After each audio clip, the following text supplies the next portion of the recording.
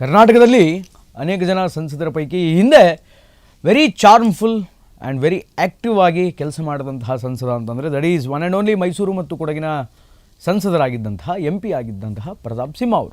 ಪ್ರತಾಪ್ ಸಿಂಹ ಅವರಿಗೆ ಟಿಕೆಟ್ ಸಿಕ್ಕಿದ್ರೆ ಚೆನ್ನಾಗಿರೋದು. Pratap Simha is an hard worker, one of the Hindu firebrand in Bharatiya Janata party, ಅದರಲ್ಲೂ ಕರ್ನಾಟಕದಲ್ಲಿ ಅಂತ ಯಾರಾದರೂ ಇದ್ದರೆ that is one and only Pratap Simha. Congress ಪಕ್ಷದ ಹಿರಿಯ ನಾಯಕರುಗಳಿಗೆ ಟಕ್ಕರ್ ಕೊಡುವಂತಹ ಏಕೈಕ ಭಾರತೀಯ ಜನತಾ ಪಾರ್ಟಿಯ ಲೀಡರ್ ಅಂತಿದ್ರೆ that is one and only Pratap Simha. ಪಾರ್ಲಿಮೆಂಟ್ನಲ್ಲಿ ಮೋದಿ ಬಣದಲ್ಲಿ ಅದ್ಭುತವಾದಂತಹ ಕನ್ನಡದ ಯುವ ನಾಯಕ ಅಂತ ಗುರುತಿಸಿಕೊಂಡಂತಹ ಕೀರ್ತಿ ಪ್ರತಾಪ್ ಸಿಂಹ ಅವರಿಗಿತ್ತು. ಉದಾರ ಮನಸ್ಸಿನಿಂದ ಪ್ರತಾಪ್ ಸಿಂಹ ಅವರು ಯದುವೀರ ಜೊತೆ ಕೈ ಜೋಡಿಸಿ ಪಕ್ಷಕ್ಕಾಗಿ ನಾವು ದುಡಿಯೋಣ. ರೈಟ್ ನೌ ಪ್ರತಾಪ್ ಸಿಂಹ ಹೇಳಿರುವುದೇನು ಅಂತಂದರೆ, ಸ್ಟೇಟ್ ಪಾಲಿಟಿಕ್ಸ್ನಲ್ಲಿ ನಾನು ಸಕ್ರಿಯನಾಗಿರ್ತೇನೆ, ಚಾಮರಾಜ ವಿಧಾನಸಭಾ ಕ್ಷೇತ್ರವೇ ನನ್ನ ಕ್ಷೇತ್ರವಾಗಿರುತ್ತೆ. ನಮಸ್ಕಾರ, ರೆಬಲ್ TV ವಿಶೇಷ ಕಾರ್ಯಕ್ರಮಕ್ಕೆ ಸ್ವಾಗತ. ನಾನು ಶ್ರೀನಿವಾಸ್ ವೈದ್ಯ. ಕರ್ನಾಟಕದಲ್ಲಿ ಅನೇಕ ಜನ ಸಂಸದರ ಪೈಕಿ ಹಿಂದೆ ವೆರಿ ಚಾರ್ಮ್ಫುಲ್ ಆ್ಯಂಡ್ ವೆರಿ ಆ್ಯಕ್ಟಿವ್ ಆಗಿ ಕೆಲಸ ಮಾಡಿದಂತಹ ಸಂಸದ ಅಂತಂದರೆ that is one and only Mysuru ಮತ್ತು ಕೊಡಗಿನ ಸಂಸದರಾಗಿದ್ದಂತಹ MP ಆಗಿದ್ದಂತಹ ಪ್ರತಾಪ್ ಸಿಂಹ ಅವರು. ಕಾರಣಾಂತರಗಳಿಂದ ಈ ಬಾರಿಯ ಲೋಕಸಭಾ ಎಲೆಕ್ಷನ್ಸಲ್ಲಿ ಪ್ರತಾಪ್ ಸಿಂಹ ಅವರಿಗೆ ಟಿಕೆಟ್ ತಪ್ಪಿ ಯದುವೀರರಿಗೆ ಆ ಒಂದು ಮತಕ್ಷೇತ್ರದ ಅಂದರೆ ಮೈಸೂರು ಮತ್ತು ಕೊಡಗಿನ ಲೋಕಸಭಾ ಕ್ಷೇತ್ರದ ಟಿಕೆಟ್ ಅಂತಕ್ಕಂಥದ್ದು ಸಿಕ್ತು. ಪ್ರತಾಪ್ ಸಿಂಹ ಅವರಿಗೆಲ್ಲೂ ಆ ಟಿಕೆಟ್ ಕೈ ಚೆಲ್ಲಿ ಹೋಯಿತು. ಟಿಕೆಟ್ ಕೈ ಚೆಲ್ಲಿದ ನಂತರ ಅನೇಕ ಕಾರ್ಯಕರ್ತರು ವೈಮನಸ್ಸಿಗೆ ಗುರಿಯಾದರು. ಅರೆ, ಪ್ರತಾಪ್ ಸಿಂಹ ಅವರಿಗೆ ಟಿಕೆಟ್ ಸಿಕ್ಕಿದ್ರೆ ಚೆನ್ನಾಗಿರೋದು. Pratap Simha is an hard worker, ಎಷ್ಟೆಲ್ಲ ಕೆಲಸ ಮಾಡಿದರು, ಅದರ ಜೊತೆಗೆ one of the Hindu firebrand in Bharatiya Janata party, ಅದರಲ್ಲೂ ಕರ್ನಾಟಕದಲ್ಲಿ ಅಂತ ಯಾರಾದರೂ ಇದ್ದರೆ that is one and only Pratap Simha. ಓದ್ಕೊಂಡಿದ್ದಾರೆ, ಎಜುಕೇಟೆಡ್, ಎಲ್ಲ ಆಳ ಅಗಲ ಎಲ್ಲವೂ ಕೂಡ ಗೊತ್ತು. ಕೇಂದ್ರ ಸರ್ಕಾರ ಹೆಂಗೆ ಕೆಲಸ ಮಾಡುತ್ತೆ, ರಾಜ್ಯ ಸರ್ಕಾರದಲ್ಲಿ ಹೆಂಗೆಲ್ಲ ಕಾರ್ಯಗಳು ನಿರ್ವಹಣೆ ಆಗುತ್ತೆ, ಅದರೆಲ್ಲದರ ಜೊತೆಗೆ ಇವತ್ತಿನ ದಿನಮಾನದಲ್ಲಿ ಕಾಂಗ್ರೆಸ್ ಪಕ್ಷದ ಹಿರಿಯ ನಾಯಕರುಗಳಿಗೆ ಟಕ್ಕರ್ ಕೊಡುವಂತಹ ಏಕೈಕ ಭಾರತೀಯ ಜನತಾ ಪಾರ್ಟಿಯ ಲೀಡರ್ ಅಂತಿದ್ರೆ that is one and only Pratap Simha. ಸಿದ್ದರಾಮಯ್ಯನವರಿಗೆ ಬಹುತೇಕ ಯಾರೂ ಕೂಡ ಅಷ್ಟು ಡೈರೆಕ್ಟಾಗಿ ಟಾಂಗ್ ಕೊಡೋದಿಲ್ಲ, ಅಷ್ಟು ಡೈರೆಕ್ಟಾಗಿ ಟಕ್ಕರ್ ಕೊಡಲ್ಲ. ಅಂತಹ ಟಕ್ಕರ್ ಕೊಡುವಂತಹ ಏಕೈಕ ನಾಯಕ ಪ್ರತಾಪ್ ಸಿಂಹ. ಬಟ್ ಪ್ರತಾಪ್ ಸಿಂಹ ಸ್ಟೇಟ್ ಪಾಲಿಟಿಕ್ಸ್ನಲ್ಲಿ ಇರಲಿಲ್ಲ, ಸೆಂಟ್ರಲ್ ಪಾಲಿಟಿಕ್ಸ್ನಲ್ಲಿದ್ದರು, MP ಆಗಿದ್ದರು, MP ಆಗಿ ಕಾರ್ಯವನ್ನು ನಿರ್ವಹಿಸ್ತಾ ಇದ್ದರು. ಅದರ ಜೊತೆಗೆ ಪಾರ್ಲಿಮೆಂಟ್ನಲ್ಲಿ ಮೋದಿ ಬಣದಲ್ಲಿ ಅದ್ಭುತವಾದಂತಹ ಕನ್ನಡದ ಯುವ ನಾಯಕ ಅಂತ ಗುರುತಿಸಿಕೊಂಡಂತಹ ಕೀರ್ತಿ ಪ್ರತಾಪ್ ಸಿಂಹ ಅವರಿಗಿತ್ತು. ಅದಾದಮೇಲೆ ಪ್ರತಾಪ್ ಸಿಂಹ ಅವರಿಗೆ ಟಿಕೆಟ್ ಮಿಸ್ ಆದಮೇಲೆ ನಾನು ಆಗಲೇ ಹೇಳಿದ್ನಲ್ಲ, ಕಾರ್ಯಕರ್ತರಿಗೆ ಒಂದು ಸ್ವಲ್ಪ ಬೇಜಾರಾದದ್ದು ಸತ್ಯ.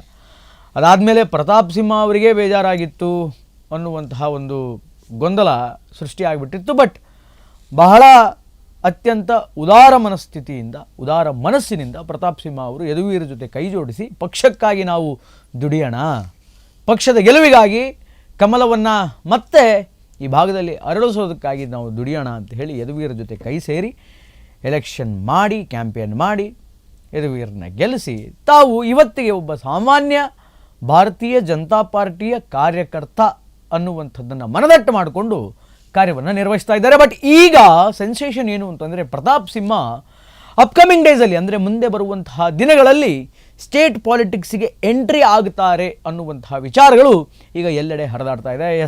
ಇತ್ತೀಚೆಗಷ್ಟೇ ಚಾಮರಾಜ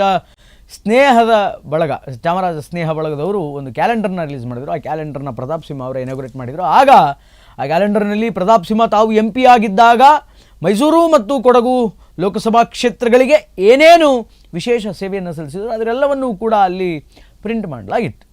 ಆ ಒಂದು ಸಂದರ್ಭದಲ್ಲಿ ಅದನ್ನು ಉದ್ಘಾಟಿಸಿದಂತಹ ಪ್ರತಾಪ್ ಸಿಂಹ ಆಮೇಲೆ ಸುದ್ದಿಗೋಷ್ಠಿಯಲ್ಲಿ ಮಾತನಾಡ್ತಾ ಹೇಳಿದರು, ಮುಂಬರುವಂತಹ 2028 ಚುನಾವಣೆಯಲ್ಲಿ ನಾನು ರಾಜ್ಯದ ರಾಜಕಾರಣದಲ್ಲಿ ಆ್ಯಕ್ಟಿವ್ ಆಗೋದಕ್ಕೆ ಪ್ರಯತ್ನವನ್ನು ಪಡ್ತಾ ಇದ್ದೀನಿ. ಬಿಕಾಸ್ ರೈಟ್ ನಾವು ನಾನು ಈಗ ಕೇಂದ್ರದ ರಾಜಕಾರಣದಲ್ಲಿ ಇಲ್ಲ, ನಾನೀಗ ಸ್ಟೇಟ್ ಪಾಲಿಟಿಕ್ಸಿಗೆ ಬರುವಂತಹ ಮುಖ ಮಾಡಿದ್ದೀನಿ.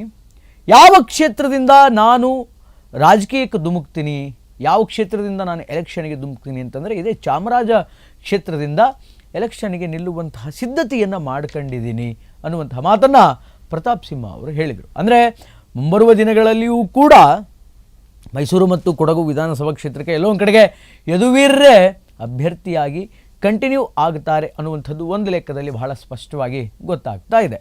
ಇನ್ನು ಇದು ಪ್ರೀ ಪ್ಲ್ಯಾಂಡಾ ಅಂತಂದರೆ, ಇಫ್ ಸಪೋಸ್ ಈ ಹಿಂದೆನೇ ಹಿರಿಯ ನಾಯಕರು, ಭಾರತೀಯ ಜನತಾ ಪಾರ್ಟಿಯ ಹಿರಿಯ ನಾಯಕರು ಪ್ರತಾಪ್ ಸಿಂಹ ಅವರಿಗೆ ಇಲ್ಲ ಅಪ್ಕಮಿಂಗ್ ಡೇಸಲ್ಲಿ ಅಂದರೆ ಮುಂದೆ ಬರುವಂತಹ ಎಲೆಕ್ಷನ್ಸಲ್ಲಿ ನೀವು ಸ್ಟೇಟ್ ಪಾಲಿಟಿಕ್ಸ್ನಲ್ಲಿ ಆ್ಯಕ್ಟಿವ್ ಆಗಿ ಸೆಂಟ್ರಲ್ ಪಾಲಿಟಿಕ್ಸನ್ನು ಕ್ವಿಟ್ ಮಾಡಿಬಿಡಿ ಅಂದರೆ ಇದನ್ನು ಬಿಟ್ಟು ಕೊಟ್ಬಿಡಿ ಯದುವೀರರಿಗೆ, ನೀವು ಮುಂಬರುವಂತಹ ದಿನಗಳಲ್ಲಿ ಸ್ಟೇಟ್ ಪಾಲಿಟಿಕ್ಸಿಗೆ ಬನ್ನಿ, ಎಂಟ್ರಿ ಆಗಿ MLA ಆಗಿ ಅಂತ ಏನಾದರೂ ಮುಂಚೆನೇ ಹೇಳಿದ್ರ ಅಂತ. ಯಾಕಂತಂದರೆ ಮುಂಚೆ ಕೂಡ ಈ ಮಾತುಗಳು ಬಹಳ ಜೋರಾಗಿ ಹರಿದಾಡ್ತಾ ಇತ್ತು. ಪ್ರತಾಪ್ ಸಿಂಹ ಸ್ಟೇಟ್ ಪಾಲಿಟಿಕ್ಸಿಗೆ ಬರ್ತಾರೆ, ಆ ಕಾರಣಕ್ಕೇ ಅವರು MP ಎಲೆಕ್ಷನ್ ಹತ್ತಿರಕ್ಕೆ ಹೋಗಲಿಲ್ಲ, ಆ ಟಿಕೆಟನ್ನು ಬಯಸಲಿಲ್ಲ, ಆದ್ದರಿಂದನೇ ಯದುವೀರರಿಗೆ ಗಿವ್ ಅಪ್ ಮಾಡಿದರು ಅಂತ. ಬಟ್ ವಾಟ್ ಎವರ್, ಅದು ಪಕ್ಷ ಅನ್ನುವಂಥದ್ದು ಒಂದು ಇರುತ್ತೆ, ಪಕ್ಷದ ಹೈಕಮಾಂಡ್ ಅನ್ನುವಂಥದ್ದು ಒಂದು ಇರುತ್ತೆ, ಪಕ್ಷದ ಹಿರಿಯರು ಅಂತಕ್ಕಂಥವ್ರು ಇರ್ತಾರೆ, ಅವರು ನಿರ್ಣಯಗಳನ್ನು ಮಾಡ್ಕೊಳ್ತಾರೆ. ಅದಕ್ಕೆ ಬದ್ಧರಾಗಿ ಪ್ರತಾಪ್ ಸಿಂಹ ಅವರು ಮೂವ್ ಆನ್ ಆಗಿದ್ದಾರೆ. But right now Pratap Simha ಹೇಳಿರುವುದೇನು ಅಂತಂದರೆ, ಸ್ಟೇಟ್ ಪಾಲಿಟಿಕ್ಸ್ನಲ್ಲಿ ನಾನು ಸಕ್ರಿಯನಾಗಿರ್ತೇನೆ, ಚಾಮರಾಜ ವಿಧಾನಸಭಾ ಕ್ಷೇತ್ರವೇ ನನ್ನ ಕ್ಷೇತ್ರವಾಗಿರುತ್ತೆ, ಅಪ್ಕಮಿಂಗ್ 2028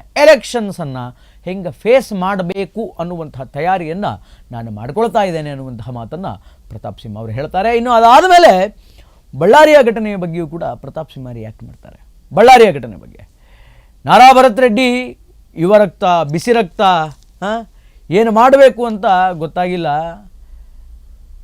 ಗನ್ಮ್ಯಾನ್ ಎಲ್ರಿಗೂ ಇರ್ತಾರೆ ರೀ, ನನ್ನ ಹತ್ರನೂ ಗನ್ಮ್ಯಾನ್ ಇದ್ದಾನೆ, ನನ್ನ ಗನ್ಮ್ಯಾನ್ ಹತ್ರನೂ ಗನ್ ಇದೆ, ಅದನ್ನು ಎಲ್ಲಿ ಬೇಕಾದಲ್ಲಿ ಹಾರಿಸೋದ, ಅದಕ್ಕೊಂದು ಏನು ಸಂದರ್ಭ ಅನ್ನೋದೊಂದು ಇರುತ್ತೆ, ಸಿಚುವೇಶನ್ ಅನ್ನೋದೊಂದು ಇರುತ್ತೆ. ಅಂತಹ ಸಿಚುವೇಶನ್ಸ್ಗಳಲ್ಲಿ ಅದನ್ನು ಬಳಸಬೇಕೇ ಹೊರತು ಸಿಕ್ಕಲ್ಲಿ ಬಳಸಿದರೆ ಆಗಲ್ಲ. ಹಣದ ಮದ, ದುಡ್ಡಿನ ಮದ ಇದೆ ಬಳ್ಳಾರಿಯ ಶಾಸಕ ನಾರಾ ಭರತ್ ರೆಡ್ಡಿಗೆ. ಗನ್ಮ್ಯಾನ್ ಇದ್ದಾರೆ, ಗನ್ ಇದೆ ಅಂದ ಮಾತ್ರಕ್ಕೆ ಅದನ್ನು ಎಲ್ಲಿ ಬೇಕಾದಲ್ಲಿ ಬಳಸ್ಕೊಳ್ಳೋದ. ಇಷ್ಟಕ್ಕೆಲ್ಲ ಯಾರು ಕಾರಣ, ಯಾರ್ದು ತಪ್ಪು ಅಂತಂದರೆ ಶಾಸಕರ ತಪ್ಪು, ಸಿದ್ದರಾಮಯ್ಯನವ್ರದ್ದು ತಪ್ಪು, ಈ ಸರ್ಕಾರದ್ದೇ ತಪ್ಪು ಅನ್ನುವಂತಹ ಮಾತುಗಳನ್ನು ಆಡಿ ಕಿಡಿಯನ್ನು ಕಾರಿದರು Pratap Simha. Right, what ever, Pratap Simha ಅವರು ಇಫ್ ಸಪೋಸ್ ಏನಾದರೂ ಸ್ಟೇಟ್ ಪಾಲಿಟಿಕ್ಸಿಗೆ ಎಂಟ್ರಿ ಆದರೆ ಒಳ್ಳೆಯದು. ಬಟ್ ಭಾರತೀಯ ಜನತಾ ಪಾರ್ಟಿಗೆ ಮತ್ತಷ್ಟು ಆನೆ ಬಲ ಬಂದಂತಾಗುತ್ತೆ. ವಿಪಕ್ಷವನ್ನು ನೇರವಾಗಿ ವಿರೋಧಿಸುವಂತಹ ಆಧಾರಗಳ ಮೂಲಕ ವಿರೋಧಿಸುವಂತಹ ಒಬ್ಬ ಲೀಡರ್ ಸಿಕ್ಕಂತ ಆಗುತ್ತೆ. ಬಟ್ ಇದಕ್ಕೆ ಹೈಕಮಾಂಡ್ ಅಷ್ಟು ಅನ್ನುತ್ತಾ ಅನ್ನುವಂಥದ್ದನ್ನು ಕಾದು ನೋಡಬೇಕಾಗಿದೆ. ಒಟ್ಟಾರೆಯಾಗಿ ಇದು ಇವತ್ತಿನ ವಿಶೇಷ. ನಿರಂತರ ಸುದ್ದಿಗಾಗಿ ನೋಡ್ತಾ ಇರಿ ರೆಬೆಲ್ ಟಿವಿ. ನಮಸ್ಕಾರ.